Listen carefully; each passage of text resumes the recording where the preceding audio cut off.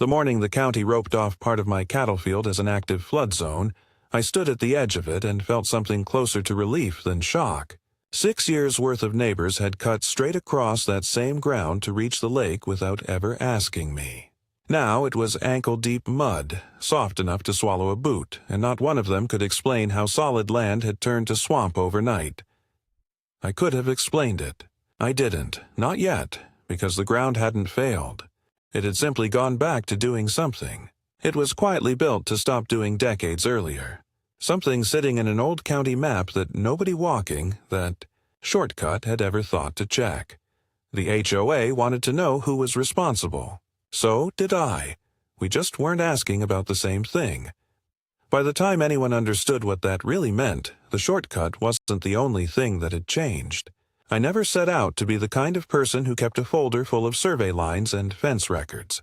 For most of my life, that sounded like something only a stubborn old man worried about. But ranching teaches you patience before it teaches you anything else. You learn to wait out a bad winter, a sick calf, a slow season at the market. I wasn't the type to raise my voice first. I was the type who wanted to understand a problem completely before I said a single word about it. What I cared about was simple. My herd, my land.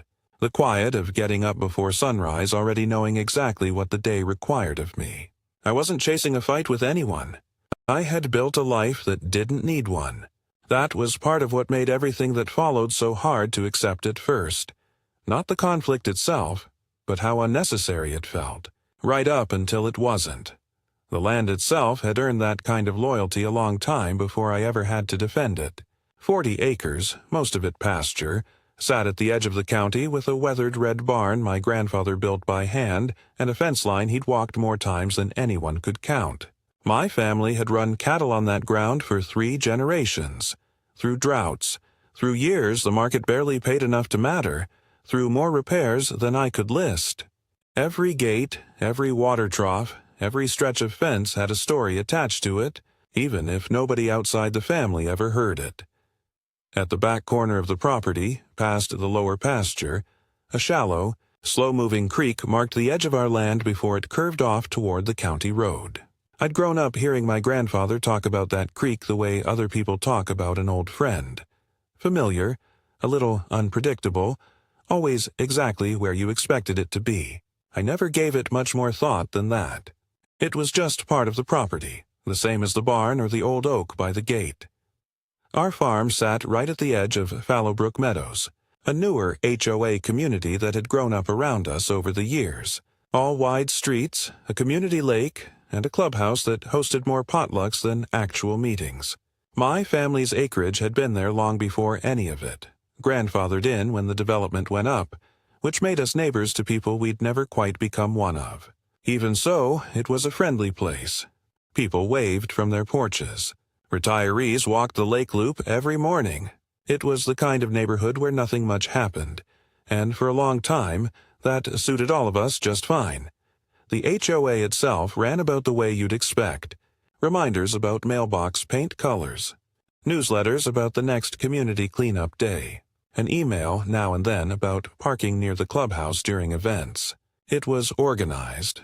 A little particular about appearances, but predictable in a way that made it easy to ignore. If a real disagreement ever came up, I assumed it would get handled the way most things got handled around there. A conversation, a little paperwork, and everyone moving on with their week. At the center of it was the HOA president, a woman named Karen, who ran board meetings with the kind of confidence that made people trust her without asking many questions. She was organized. She followed procedure. She genuinely seemed to believe that if everyone just followed the rules as written, the neighborhood would take care of itself. For a long time, I had no reason to think she was wrong. Most mornings that year looked the same. Coffee on the porch before the sun came all the way up. A walk along the fence line to check on the herd. A wave to whoever was out on the lake loop before the heat set in. It was steady, unremarkable. The kind of life that doesn't make for much of a story by itself. But it mattered, because it was the life that was about to get interrupted. And the quieter things are before that happens, the more it costs you when they aren't quiet anymore. For years, a worn path had cut across the corner of my lower pasture. the same corner where the creek ran close to the property line. People used it as a shortcut down to the lake trailhead instead of walking the long paved loop, and I never thought much of it. It was convenient for them, and it hadn't caused any real problems. It was around that time Karen mentioned, almost in passing during one of her walks, that the board was thinking about adding that same shortcut to the official map as a proper amenity, something to include in the materials for new home sales. She said it the way she said everything. Pleasant, certain, already halfway decided. I didn't think much of that either. Not yet. What I did notice, without quite knowing what to make of it, was that the ground along that shortcut stayed strangely firm even after a hard rain, while the rest of the pasture turned soft enough to lose a boot in. I filed it away the same place I filed my grandfather's old habit of calling it the crick that used to run different. Just something odd. Not yet a question worth asking. The first real problem started with the cattle, not the HOA. A jogger's dog got loose near that same corner one afternoon, and in the scramble one of my calves came away with a cut deep enough to need a vet. That was enough for me. I put in a short stretch of fence to close the gap. Nothing dramatic, just enough to keep people and animals apart in a spot that had never needed separating before. 2 days later, I found a letter from the HOA taped to my front door, calling the new fence an unauthorized obstruction of established community access. I read it twice, mostly out of disbelief, and set it on the kitchen table like it was something a single phone call could fix. I didn't know it yet, but that was the last day anything about that corner of the field would stay simple. 2 days wasn't enough time to make that letter disappear the way I'd hoped it might. Before the week was out, a second notice arrived. This one inviting me to a board hearing about what it called unauthorized obstruction of a long-standing community access point. I read that sentence 3 or 4 times before I believed it was actually about 100 feet of fence around the corner of my own pasture. I'd spent enough of my life dealing with weather and market prices that I didn't scare easily. This felt different, slower, more procedural, and somehow more permanent. The hearing itself told me more about the board than it did about the fence. A secretary took notes as though the exact wording mattered more than what actually happened. A treasurer steered nearly every comment back toward liability and insurance, as if a strip of pasture were a lawsuit waiting to be filed. One newer board member sat quieter than the rest and asked, almost apologetically, whether anyone had actually confirmed there was a recorded easement before scheduling a hearing about one. Nobody had a clear answer for her. I remember being grateful someone in that room was asking the same question I was, even if her voice barely carried over the others. I brought my deed and a copy of the HOA's own recorded plat to that meeting, calmly, the way you'd bring a receipt to settle a disputed bill.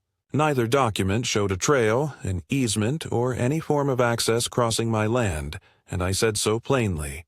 The board thanked me for the information and moved on anyway, citing years of community goodwill and scheduling a formal inspection for the following week. Goodwill, it turned out, carried more weight in that room than anything with my name notarized on it. That was the first time I understood I wasn't arguing with people who disagreed with me. I was arguing with people who had already decided. The inspector who eventually walked the property spent most of his time at that same corner. He measured the same stretch twice, took several photographs, and mentioned, almost to himself, that the ground looked awfully graded for land that had supposedly never been touched. He didn't explain what he meant by that, and I didn't ask. I just remembered it, the same way you remember a word you don't recognize yet in a language you're only starting to learn. Rather than wait on the board's next letter, I drove out to the county recorder's office on a weekday morning, more out of curiosity than strategy. I wanted to see, in writing, exactly what the original subdivision plan had promised, and what it hadn't. Nobody at the HOA knew I'd gone. For the first time since the whole thing started, that felt less like retreating and more like finally doing something useful. What I found was the original 1966 plat for the entire subdivision, decades older than the HOA itself. Nowhere on it was there a trail crossing my parcel. But running straight through that same corner, marked in faded blue ink, was a thin dotted line labeled only as the creek, sitting several dozen feet from where the water actually ran today. It didn't answer the question outright. It just made the ground beneath that shortcut feel less ordinary than it had that morning. A retired county surveyor I managed to track down a few days later remembered that stretch of land better than any document did. He recalled, almost as an afterthought, that the creek used to run differently before some grading work went through the area back in the 70s. He couldn't say more than that with any confidence. Recalling shapes on the ground had never been his job. Documenting them officially had been someone else's. It wasn't much, but it was enough to make me stop thinking of this as a fence dispute. For a short while, it looked like that might actually matter. The quieter board member brought the old plat up privately and suggested the inspection findings be paused until someone reviewed the historical record properly. For about a week, nothing happened, and the fine I'd been expecting never arrived. I let myself believe, briefly, that the whole thing might simply end there, quietly, the way most disagreements in that neighborhood usually did. It didn't end there. At the neighborhood's summer cookout, Karen told anyone who asked that the fence was coming down one way or another, whatever the old paperwork said. A few days later, a formal fine and a 10-day compliance deadline arrived to make sure everyone understood she meant it. Whatever pause the board had quietly considered, it hadn't survived that conversation. Every version of patience I'd been relying on up to that point stopped feeling like enough. The cookout did more than settle the board's position. It split the neighborhood in a way I hadn't expected. One older couple pulled me aside to say, quietly, that they thought the whole thing had gone further than it should have. A younger family told me just as honestly that they simply wanted their shortcut back. And a local contractor, half joking, mentioned that he'd graded that exact stretch of ground himself years earlier, back when the original developer was still finishing out the neighborhood. He didn't think much of the comment. I did. It stayed with me longer than anything Karen had said that whole afternoon. By then, arguing about the fence directly wasn't getting me anywhere, so I stopped trying. Instead, I filed a request with the county, not for anything related to the HOA at all, but for the original drainage and floodplain history of that section of land. The clerk told me it could take a couple of weeks. I told her I could wait. I didn't know yet exactly what I was looking for. I only knew by then that the fence had become the smallest part of what I was actually asking about, and that whatever came back in that file wasn't going to make the next conversation with the board any easier. The county records took a little over 2 weeks to arrive, longer than the clerk had promised, and by the time they did, I'd almost stopped expecting anything useful in them. What I found instead changed the shape of everything I'd been asking.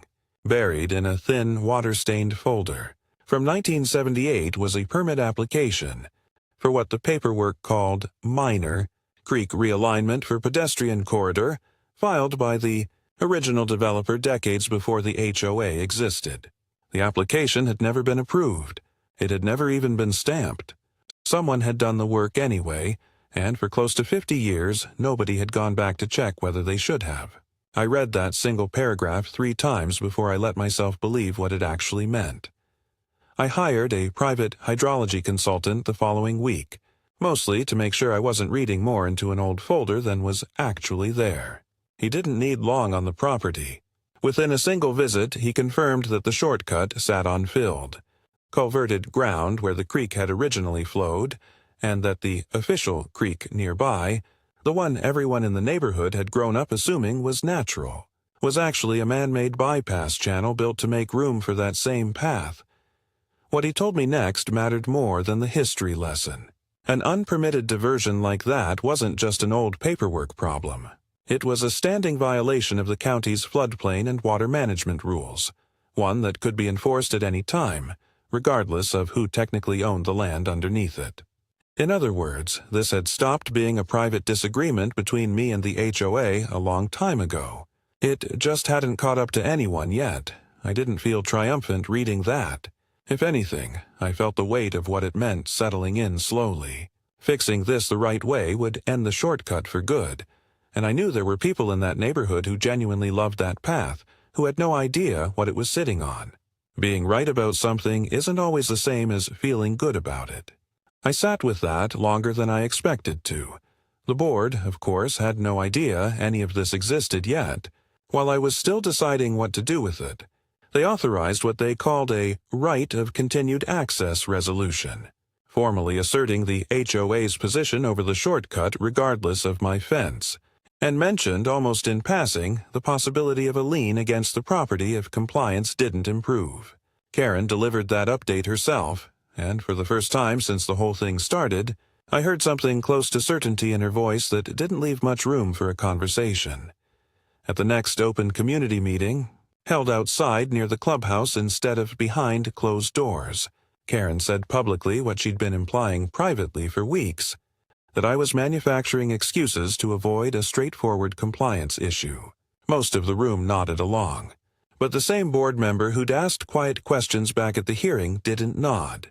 She asked in front of everyone this time whether the board had ever actually verified any of the history behind that shortcut before defending it so completely. It was the first time since the hearing that the room felt less certain than it had a minute earlier. Nobody answered her directly that night, but a few days later she called to tell me she'd found something in the HOA's own archived records, old board minutes from the early 1980s that referenced unresolved trail drainage concerns on that exact stretch of ground, concerns that had apparently been discussed once and never followed up on. The board I was dealing with hadn't invented this problem. They had simply inherited a decision someone else had quietly chosen to ignore a long time before any of us moved in. Then the weather made the decision for everyone. A heavy spring storm dropped several inches of rain over a single weekend, flooding 2 homes downstream from the neighborhood and prompting the county's own stormwater crew to investigate. Completely separate from anything happening between me and the HOA. Nobody in the neighborhood connected it to my fence yet. I already had. It didn't take the county long to trace part of the problem back to the same altered stretch of creek running through my property. A drainage engineer I hadn't spoken to before called to ask a few questions about the history of that corner. Questions that sounded almost identical to the ones I'd been asking myself for weeks. I remember standing in the kitchen, listening to him describe a problem I already understood better than he did, and realizing our 2 separate investigations were no longer separate at all. For the first time since the fence went up, I stopped feeling like I was defending myself. A brief conversation with the property attorney confirmed what the hydrology consultant had already told me, that restoring the creek to its documented course wasn't retaliation or convenience. It was compliance the county could eventually require with or without my involvement. It felt less like preparing for a fight and more like finally understanding the shape of one that had already been decided somewhere else. That catching up happened faster than I expected. A call came in from the county's drainage office requesting a site visit to review what they called historic drainage irregularities on my property. When I asked for a date, it was the same afternoon the HOA had already scheduled its legal hearing on the fence. 2 cases that had started as completely different problems were about to land in the same field, on the same day, and only one of them had ever really been about me. The county's site visit and the HOA's hearing had been scheduled for the same afternoon, in 2 different rooms, by 2 sets of people who had no idea they were about to collide. I chose to be at the farm first, standing at the edge of the pasture with the drainage engineer and 2 of his colleagues while they confirmed, on the record, what I had already spent weeks learning quietly on my own. The 1978 diversion had never been permitted. The creek's original course was still sitting in the county's own historical files, waiting for someone to finally check them. A corrective restoration order followed within the hour. Before he left, the engineer mentioned, almost as a footnote, that the grading work matched techniques common to a specific era of local contractors, and that one name kept surfacing in the county's old subcontractor records for that section of the development. It was the same contractor who'd made an offhand comment to me at a cookout months earlier, half joking about work he'd done for the original developer. He hadn't thought much of the comment. Neither had I at the time. It turned out to be one of the more important things anyone had told me all summer. By the time I made it across town to the HOA hearing, the board had already opened the meeting the way they opened every meeting, with the secretary reading the agenda and Karen thanking everyone for their patience with what she called an unfortunately drawn-out compliance matter. She still believed, as far as I could tell, that this was a conversation about a fence and nothing more. I didn't correct her right away. I let the meeting continue exactly the way it was supposed to. Karen made her case first, the same one she'd been making for months. The shortcut had been used by the community for years. The board had a responsibility to preserve access residents had come to rely on. My fence, in her telling, was the real disruption, not the years of foot traffic that came before it. It was a reasonable argument, delivered with the same confidence she'd carried since the very first letter. Nobody in that room had any reason yet to think it wasn't true. When it was my turn, I started with the smallest piece of what I knew. The retired county surveyor's recollection that the creek had run differently before grading work altered it decades earlier. On its own, it was just a memory, easy enough to set aside, and I said as much myself before moving on. I hadn't come to win an argument with a single anecdote. I'd come to lay out everything in order, and let the order do what no single piece could do alone. Next came the 1966 subdivision plat, the one that had started all of this, with its faint dotted line marking the creek's original path several dozen feet from where the water ran today. I watched the treasurer lean forward to look at it more closely than he'd looked at anything all year. It didn't prove wrongdoing on its own. It only proved that the ground beneath that shortcut had a history nobody at that table had bothered to ask about before scheduling a hearing over a fence. Karen pushed back there, evenly at first, asking what any of this had to do with 100 feet of fencing. It was a fair question, and for a moment it landed. A few heads around the table nodded along with her the way they always had. I didn't argue with her. I just kept going, because I still had 2 documents left and I hadn't come to win the moment. I'd come to win the meeting. The hydrology consultant's report came next, followed by the 1978 permit application that had never been approved. Together they said something the plat alone couldn't. The shortcut wasn't just old. It was standing on ground the county had never legally allowed to be altered, and had been, for nearly 50 years, a quiet violation waiting for anyone with a reason to look closely enough. Karen didn't have a follow-up question this time. For the first time since the hearing began, the room felt less certain than it had a few minutes earlier. That uncertainty didn't last long, because it was replaced by something bigger. The quieter board member, the one who'd been asking careful questions since the very first hearing, read aloud a message she'd just received confirming that the county had issued a restoration order that same afternoon, for that same stretch of creek, entirely independent of anything happening in that room. It wasn't hearsay anymore, and it wasn't really about me anymore either. The county's own enforcement action had arrived at almost the same conclusion I had, on its own schedule, for its own reasons, and it had gotten there before the board finished arguing about a fence. The room went quiet in a way I hadn't heard from that board before. Into that silence, the same board member read one more thing. Minutes from an HOA meeting in the early 1980s, pulled from the association's own archives, referencing unresolved concerns about drainage on that exact section of the property. Someone, decades earlier, had raised the same question I'd spent the last 2 months answering, and the board at the time had simply let it go. Karen didn't argue with that record the way she'd argued with everything else. She sat with it for a moment, and when she spoke again, it wasn't to defend the shortcut. It was to ask, quietly, why nobody had ever gone back to check. There wasn't much left to vote on after that. The board withdrew the violation notice and the fine that same afternoon, along with the right of continued access resolution they'd passed only weeks earlier.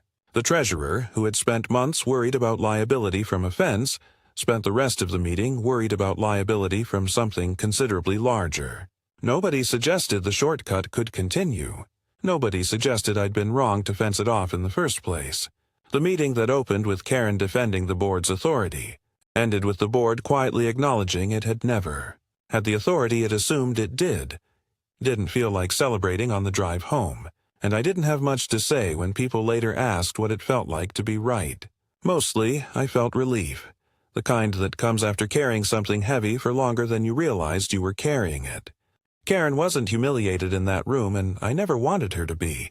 She had simply run out of facts that supported her, the same way anyone eventually does when they build an argument on something nobody checked closely enough. By the time I turned back onto my own road, county trucks were already parked at the edge of the pasture, and for the first time in months, The ground along that old shortcut had water moving across it instead of feet. The board called an emergency session within the week, mostly to undo things quickly rather than discuss them. The Meadow Trail Loop plan for the new home brochures was the first thing to go, followed by the formal withdrawal of every notice that had been sent to my address since spring. The HOA absorbed the cost of surveying and permitting a new trail along the paved loop instead, an expense nobody on the Treasurer's Committee seemed eager to explain to the rest of the neighborhood. By the next newsletter, there was a new line added to the HOA's governing rules. No community access designation over private property without a verified, recorded easement on file first.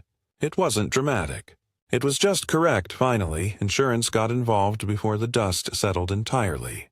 The HOA's carrier flagged the decades of unpermitted alteration as a liability the association should have caught far earlier, and the board ended up negotiating a policy adjustment rather than a payout, along with a new requirement that any future access claim be reviewed by a licensed surveyor before it ever reached a vote. The county, for its part, formally corrected its own maps to reflect the restored channel, closing out a violation that had technically been open since 1978. Nobody wrote anyone a large check. Nobody expected them to. The correction itself, on paper this time instead of just on the ground, was the point. At the next open meeting, Karen spoke differently than I'd heard her speak before. She didn't apologize at length, and she didn't perform any particular humility for the room. She said, plainly, that the board should have verified the history of that shortcut before defending it as hard as it had, and that she took responsibility for not asking sooner. It wasn't a dramatic moment. Nobody clapped. But it was the first time since any of this started that I heard her describe the situation the same way I would have. The neighborhood took longer to settle than the board did. An older couple who'd supported me quietly through most of it told me they were relieved it hadn't dragged on longer than it did. A younger family who'd used the shortcut every weekend admitted, once they understood what it had actually been sitting on, that they'd rather walk the extra 10 minutes than let their kids anywhere near a floodplain nobody had known existed. Not everyone came around right away. A few people never quite forgave me for the inconvenience, and I understood that too. Not every resolution makes everyone equally happy, and I'd stopped expecting it to. The contractor, whose offhand comment had turned out to matter more than either of us realized, eventually said, plainly and without much embarrassment, that he'd done the original grading work decades earlier on the developer's word that it had already been approved. Nobody blamed him for it. He'd been doing a job, the same as the inspector, the same as the surveyor, the same as almost everyone else who'd touched that piece of ground before it became my problem to sort out. The board member who had once insisted every rule be followed exactly as written turned out to take the new policy more seriously than anyone expected, pushing hardest for requiring a licensed survey before any future access claim. The two homes flooded downstream during the spring storm got their own resolution too. Their insurance claims moved faster once the county's investigation confirmed the cause was a documented, decades-old obstruction, not bad luck. The board member who'd asked the first quiet question, and kept asking them long after it would have been easier to stop, was elected the following spring to a newly created compliance liaison position. By early fall, the neighborhood had its new trail finished, and the HOA marked it with a small gathering near the clubhouse. Karen came, stood near the back, and left before most of the speeches were over. A newer resident joked to me about the famous Mud Lake, like it was already neighborhood folklore. By then, it mostly felt like folklore to me, too. Back at the farm, the culvert came out, the old channel reopened slowly, and I rebuilt the fence properly along the confirmed boundary, this time with the county's blessing instead of the HOA's objection. My family had watched most of this unfold from the kitchen table, and none of them said much about winning when it was finally over. My wife mentioned, mostly as a relief, that she could stop dreading the mail. It was a good reminder that most of what mattered had very little to do with who was right. I took the family down to that corner one evening after the water had settled into its new banks. My grandfather used to say the creek ran different once, and I'd always taken that as a story more than a fact. It turned out to be both. If I learned anything from that summer, it's that most disputes like this don't start with anyone acting maliciously. They start with an assumption nobody bothered to check, repeated long enough that it starts sounding like a fact. None of it happened because I outsmarted anyone. It happened because I kept asking the same question in slightly different places until somebody with the right authority finally had to answer it honestly. If I'm honest about what I'd change, it isn't the outcome. It's the 2 months I spent hoping a single conversation might fix something that had been quietly wrong for 50 years. Looking back, the fight was never really about a shortcut, or even about the fence. It was about what happens when a community decides something is true simply because it's convenient. The land under that shortcut had been trying to tell everyone the truth for almost 50 years. It just took a fence, a fine, and one very determined homeowner willing to read a permit file all the way through before anyone finally listened. I still wonder sometimes whether Karen was right to trust the people who came before her, or whether that's exactly the mistake she should have caught. What would you have done in her position, knowing only what she knew at the time?